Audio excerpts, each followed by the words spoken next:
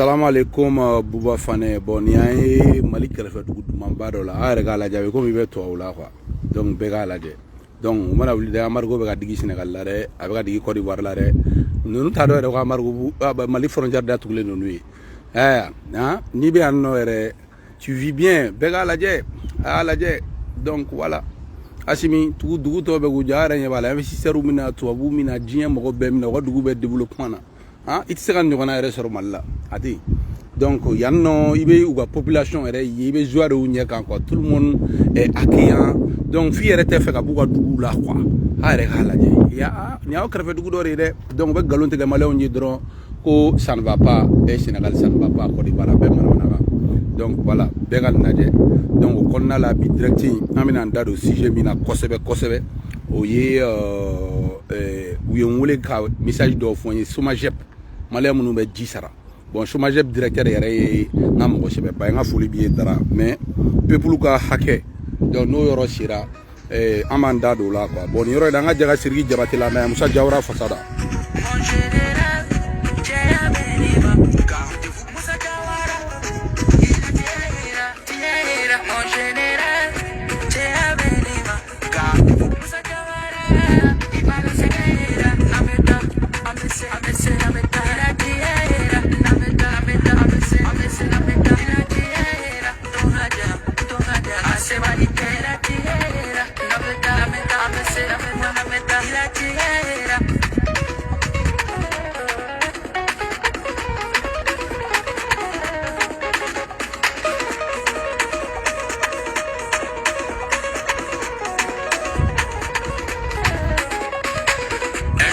De la Martine a dit,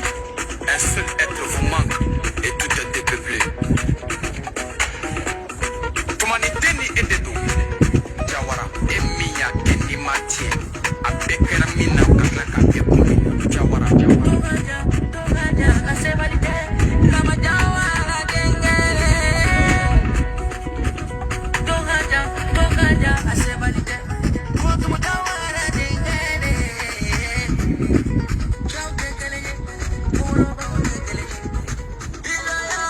Voilà, Sirige Puma Ba Moussa Diawara ko chote kileye wa wolobo were fenete kileye Jawara. Donc yoro ina Moussa Diawara ka fi nyana ko Bouba Fane nga foli ba biye indi ga famille Nabu Diawara nga foli ba ye abe akli jigin Nabu yere korge abala Moussa Diawara ki ka akli jigin Isma Diawara la mais deux bons grands frères nye problème soro betaru nyedanga Moussa Diawara nete fitri wala re inne nyogo chien kelindi jena tegala ado iya fo Amadi Sangare ye kala de Bouba Fane koja ye ki be fe kan ye la chien kili donc je pense que nga jena tegala yeni bege ibiga ke la madilga service demande fait donc à finina il faut tenir bon l'avenir est pour nous Moussa Diawara bilay l'avenir est pour nous Moussa ibe minali min kono ga chien be bangi wa be bo comme héros national mi abe akli jigin jona tukuni toujours abe akli jigin Malamine Konare l'ex LDK d'Alpha Cissé ale ni nyere Temsen territoire bien canouté amenyon don ya plus de 20 ans abru e britannique là donc amenyon don donc ngamo bading chama de britannique nga élément là donc au don ay canouté nous mina mais be ko canouté nga carrière ko bana aujourd'hui canouté be poste nyuma bala foranyana Malamine Konare mala o kofe Malamine fleni fo bi colonel do fitin ne be mala général wa malay claim na armée kono Moussa Diawara i claim na armée kono de Sirigi Jabate ko tie bangara be tie mais ne tena commenter Sirigi Jabate i fina be jeli horon fere ndogoni mado la nyuri fi ko roge buya kan ko bela tuman Jabate im fari tuman ala ga tuman buwa fana ga tumani le maestro ala buwa fana ko ja maestro di nga foli bi mon père fo Abidjan tabe akli jigi Moussa Siribila ah ouais tuman Jabate ga Sirigi Jabate Moussa Diawara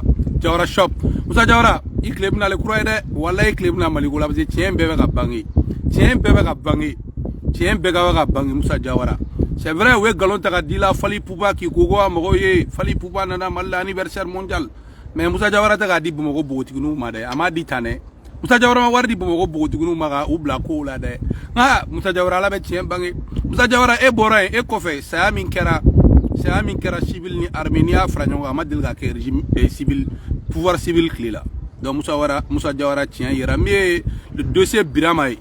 tient be ga bangi iminalen du bulal sa pere umay perewuma ye alsan bɛɛ ɲɛ bɛ tiɲɛ na koyi sisan Musa maliyɛn bɛɛ bɛ ka ne wele Musa Jawara k'a fɔ ne ɲɛna Buba fana ka n'i cogoya falen ne i ka victoire sera ka ban voilà donc o kɔnɔna la n ka foli bɛ Rokia Dunbɛ Rose Boutique ka Tunkara ni Mali polisi bɛɛ fo Tunkara ni Mali polisi ka o bɛɛ fo ne y'aw fo n bɛ taa sadi mɔgɔw bɛɛ fo a bɛ hakili jigin Adama vraiment n ka foli ba bi Adama sadi kɔnɔ président Tunkara sadi kɔnɔ Abubakar Kamara sadi kɔnɔ Tanti Aramata sadi kɔnɔ Siri sadi kɔnɔ n ka foli bɛ sadi bɛɛ an bɛ ɲɔgɔn de bolo voilà an bɛ ɲɔgɔn bolo voilà Abbas Jire n ka foli bi ye Delforo n ka foli bi ye Kassim Kino Diallo l'homme fort Kassim Kino Diallo an bɛ ɲɔgɔn de bolo dɛ donc voilà Mali danbe a marche an mana kɛ diɲɛ dugu o dugu la a ye Buba fana kanu ka Buba fana kɛ sa ye k'a sira o cɛ la n ka foli b'aw ye a bɛ hakili jigin yɛrɛ teri dɔ la a bɛ Abidjan Fallou Doumbia ne ye Fallou fo Abidjan n bɛ Benzema Kamara n b'a fo Dakar voilà n b'a fo Dakar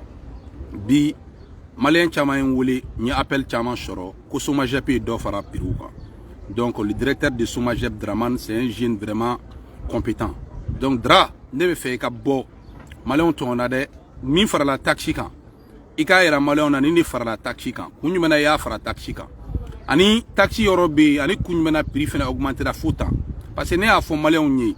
minnu ye ne fa ni na ye ne ba ni aw ba min bɛ ji sara ni min fa tanyara n'i ba de bɛ k'i ka so ji sara Buba fana bɛ ka jɔrɔ i ba la dɛ ne min bɛ k'i fa ni i ba ta charge la e ye duwawu den ye ne tun bɛ ka jɔrɔ e ka sɛgɛn la dɛ parce que ne kɛlen don ka n ka famille ta depuis 2002 ne ye n ka indépendance ta ka n ka famille ta en charge o la ne sera ka so jɔ sanga so k'a jɔ ka di n ba ma donc o la ne ko bɛɛ ka mɔgɔ o mɔgɔ diɲɛ kɔnɔ i b'i ba ɲɛji cɛ cɛw tɛ se ka si la millions de gens bɛ bila contrôle la mais o bɛɛ bila ka n'i ka sira kan duwawu den cɛ tɛ si la dɛ surtout n'i ba kanu n'i ba kanu kama dɔrɔn mɔgɔ tɛ se la i ma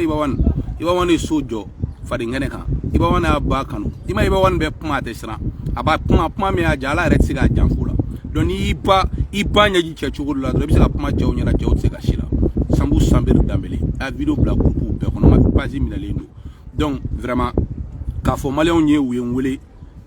ko vraiment k'u sɛgɛnna k'u tɔɔrɔ la SOMAGEP mɔgɔw k'a taara dɔ fara ji kan ne y'o fɔ a ye Asimi y'aw nɛgɛn k'aw bila ka taa ko plan de riposte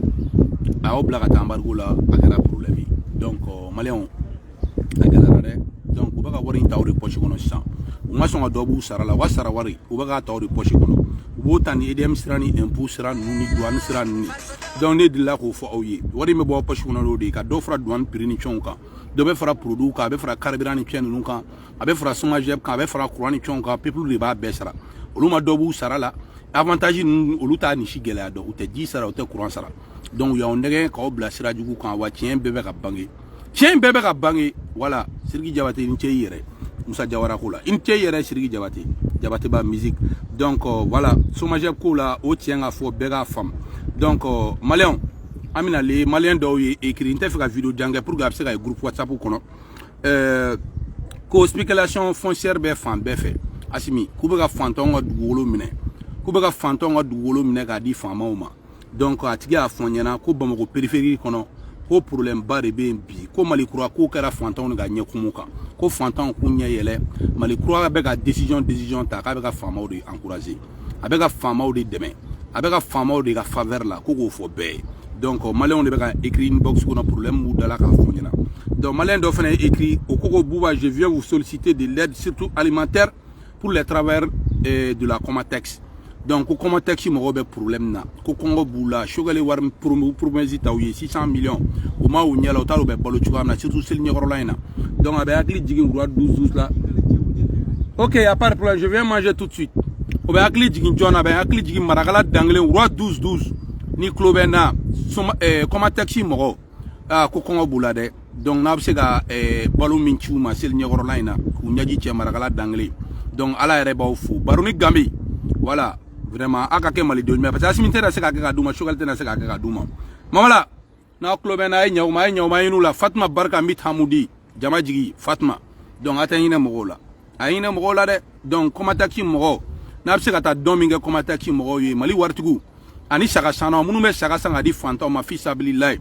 u ma te Ashura ninnu a essayer a ka saga san a ka di Comatex mɔgɔw ma ala yɛrɛ bɛ baraji d'aw ma Comatex barakɛlaw fo Segu ni yɔrɔ in na n ka foli bɛ Segu bɛɛ n ka foli bɛ Segu bɛɛ n ka foli bɛ Segu bɛɛ donc an b'o de ɲini u fɛ ala k'a ɲa nin ye maloyala ko de ye chogale 600 millions sera seli sera o muga war soro donc do fana ko ma tuguni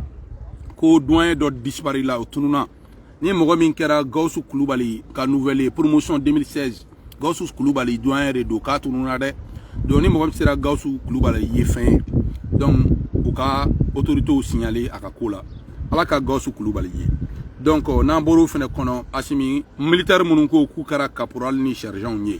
ko jusqu'à présent ko mu wa galon soro de ko korole ibe gani atete ni clé là ko galon melen ba 3 mois de ibado ko asimi ku flene 6 mois la mu wa galon do war de ta asimi mbulugo asimi jamana bla denge de kono na do fara la galon ga do be fara saraka donc asimi mission ko be cha donc war de ta asimi kun wala banindu mali kesi be uruzila asimi mali be bla danger la me do de ke jamana mi be guerre la litra crise économique sigo jamana kuna militaire bo senti de asimi munu ga jala avancement kara ko wa jala duma ko si mo de ko ma soro na ko kata di ataw nyeblen bola asimi mesra nyeblen bo riñere mopti kaw nga foli bo yi ko journée no aka yana ko aka no ci gouvernement abasma foyke abaka baka bas dambelema sans fait mo asimi ndi donc mopti kaw aka ville journée morti no temena abe mopti bela boko nyeshi kan nunu ma kan balobo nunu abta fo kan korona la ku ka ci di asimi ma kaw be ka kaw sengena ko asimi nga ko doge numa ko doge mo munu yerebe kan ko wa marfata ku nyeshi ba ma ko ma ka asimi boy parce asimi ni bese kuma bébé problème fait la jigotan kuragotan balo galali tout est asimi goita voilà tout est asimi begi nyeshama donc vidéo s'il m'a tege bega bla whatsapp ko no dro akata whatsapp ko no